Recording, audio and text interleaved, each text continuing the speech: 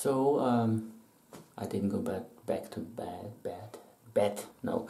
And I checked it out, and on the right hand side, it's still a little bit oozing, a little bit. Yes, it's, you know, with the band-aid, with the gauze I kept on. It's a kind of. No, I'm not licking it. No, I'm just licking it because my fingernails. No. Put in a little box my gauzes. I'm doing that because my fingers are so smooth, so that it's hard to grab things at times. So that way, same thing when I do the tweezers, I have to wetten my fingers first before I use the tweezers, otherwise they would slip away. Strange, isn't it? Well, Borgalians are strange people, right? And you probably noticed I'm wearing my sweatshirt here like this, okay? Sweatshirt, no, it's a sweater backwards. It's because here it's closed and more in the behind it's more open. That way I don't get a cold, you know, when I go to sleep with it or so on. And normally I would take a gauze here and press it there, but this doesn't take absorb too much. And then eventually I will just rub it like that, you know, back and forth, back and forth, back and forth, back and forth, change it back and forth, you know. And of course that hurts as well because there's a fresh wound there, you know, so I have to be quite careful. So now I'm showing you the paper towels. This is went through it, and this is just one side. This is the side of my right ear, you know, how it oozed off, you know. And this is a 3-layer paper towel. And that is its left side. There's nothing. There's left side. With some, you know, a little bit blood.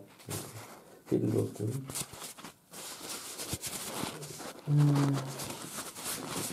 A little bit, yes. And it's quite wet. It's quite still wet. Because, you know, I just took it off. But it's quite wet, yes. Going through it, wow. So, there's a lot of stuff. Using it is like a box. Putting my gauzes there. It isn't now theoretically it's not now sterile. It was in those papers inside, you know. That's why. Do you know how to make it sterile? They put radiation on it, you know. And these ones here are in paper. Then there are those other ones from the doctor's office, or I used to have them as also. Is one side with made of plastic, so you can look through it as if you wouldn't know what's in it, you know, like it's gauze, you know. But paper is better, you know.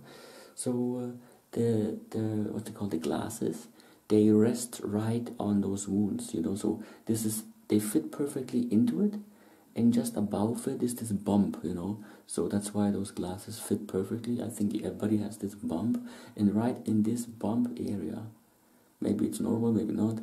On the other side, right side, that is where I have a lot of these aches there.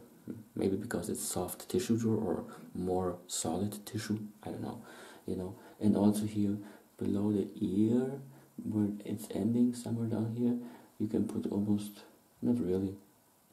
There's another bump underneath it, and just stab myself into it, you know, and it hurts like crazy. So what else? What choice do I have, right? Those dermatologists, they're so smart, you know. Yes. And then when I'm doing this, you know, suddenly I'm starting to sway sideways, you know, as if I'm dancing, you know. Rockin' my baby, la da da da, la ba dee bee bee la ba bee boo. This is, I guess, this is the Kundalini. I've called up this Kundalini, this energy. Oh, it also feels sometimes as if there's liquid flowing into my ear, but there wasn't. I don't know. And when I call up Kundalini-Reiki, the hands get very hot. So as soon as I put one layer of this paper towel, for instance, works the best, you know, just one layer. Same thing with the gauze. I put it on it, and additionally, you know, and the palm was so heating, so hot, you know. and it's giving energy to stop the liquid. But for some reason it didn't somehow. But it works with blood like that, you know. Like when I cut myself, it looks a different story somehow. When I cut myself, no matter how, and it bleeds a lot, I just need to call up Kundalini-Reiki, put it on my hands on it or whatever, and it stops the bleeding. It's strange, but here it doesn't. Same thing. I was wondering about why spiritual healing does not work against those bugs, those eggs or whatever they're causing it. You know, I was thinking about it quite some time, and then I realized something. Spiritual healing and all the other healings energies, they're here to heal life forms, not to destroy them. Because of course everybody has this thought sometimes, like when you do spiritual healing, you know, I wonder if I could injure somebody, you know, with it, like witchcraft and so. Doesn't work. Of course, you know, everybody has this thought. Unless you are attuned to some kind of demon, that's the problem. Like in Voodoo, you know, Voodoo it's called.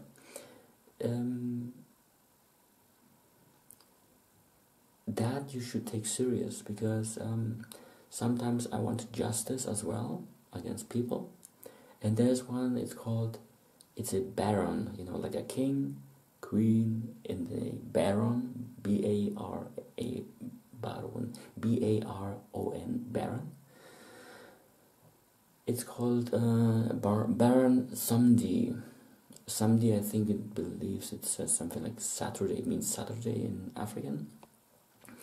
And he's there for justice. Like when you've done injustice, he's going to do justice upon those who have done injustice. In Africa, they have also something called their law, but their law against voodoo, they're not going to play around. So before they're going to put someone to jail or whatever, a lawyer or the justice, the tribes that live in Africa, who believe in voodoo, they are the judges, and they decide whether this person is guilty or innocent. Here's a thing. I've seen this one time. They dug in the sand. There was someone who stole a chicken, even in our days, you know. And maybe he wanted to eat it because he was hungry, or he stole it to make money on it because he wants to buy himself a handy or something, I don't know. And out there in Africa, in the villages, everything is sand. So they have their place there, where a lot of them come up. They are the judges, and they dig 2 holes in the sand. It's about an arm's length in it, and about the thickness of an arm. And because he says that the one who's accused of stealing, he says, I didn't steal it. So how are you going to prove that he's guilty, right? Then they put something in it. Yes, in the both holes, or there's only one hole. I don't know, something like that. Yes, it must be only one hole. And he's supposed to put his hand in there, in his whole hand, you know. Yes, and then and grab on something. I don't know. That's logical. It's logical. I don't know if he's supposed to grab on something or not, because they call upon voodoo this Baron Samedi. And he does justice because he's a spirit, you know, and he sees things that you do not see, or what have, you know, the past, present, and so on, future. So he puts his hands in there, and then comes this question, and suddenly he couldn't move it out. He couldn't get his hand out. He tried very hard. That means he's guilty. He's been caught, right? Now I don't remember how that worked. Either there was nothing to behold on, you know, or maybe it's a trick, because I've seen the same example, but I don't know if it is the same example, because that example is similar, because I don't know if the guilty one who you put his hands until up here to his shoulder was supposed to grab something and take it out or not, you know, and that showed if he's guilty or not.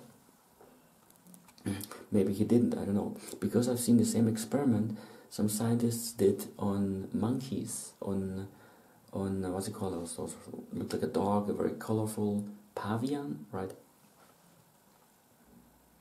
Yeah, those doors. In the desert, you know, it's very hot. Can get very hot when it's very hot. And water is a luxury, okay? And salt is a luxury. Yeah, there are a lot of people, yes.